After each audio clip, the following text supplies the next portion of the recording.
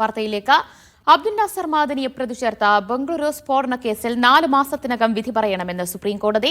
അന്തിമവാദം പൂർത്തിയാക്കി വിധി പറയണമെന്ന് വിചാരണ കോടതിക്കാണ് നിർദ്ദേശം നൽകിയത്.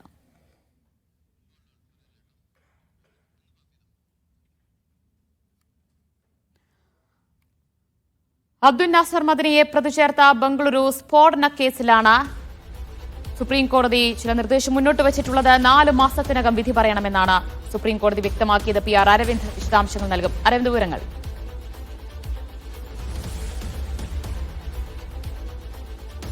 4 മാസത്തിനകം പറയണമെന്നതാണ് സുപ്രീംകോടതി ഇപ്പോൾ നിർദ്ദേശം നൽകിയിരിക്കുന്നത്. വിചാരണ കോടതിക്കാണ് സുപ്രീംകോടതിയുടെ നിർദ്ദേശം ഇപ്പോൾ ഉണ്ടായിരിക്കുന്നത്. ഈ കേസിലെ പ്രതിയായ താജുദ്ദീൻ നൽകിയ ഹർജിയിലാണ് നടപടി. പ്രധാനമായും ഈ കേസിന്റെ വിചാരണ അനന്തമായി നീളുത്തുവെന്ന് കാട്ടിക്കൊണ്ടാണ് താജുദ്ദീൻ സുപ്രീംകോടതിയിൽ എത്തുകയും പിന്നാലെ ഇതുമായി ബന്ധപ്പെട്ട നിർദ്ദേശങ്ങൾ ഇപ്പോൾ സുപ്രീംകോടതിയുടെ ഭാഗത്തുനിന്ന് ഉണ്ടായിരിക്കുന്നത്. അബ്ദുൽ നാസർ മദനി അടക്കം പ്രതിയായ കേസാണ്. എന്തായാലും ഇതിന്റെ നടപടികളും അടക്കം പൂർത്തിയാക്കി എല്ലാ വിചാരണയും പൂർത്തിയാക്കി 4 മാസത്തിനുള്ളിൽ വിധി പറയണമെന്ന നിർദ്ദേശം ഇപ്പോൾ വിചാരണ കോടതിക്ക് സുപ്രീംകോടതി നൽകിയിരിക്കുകയാണ്.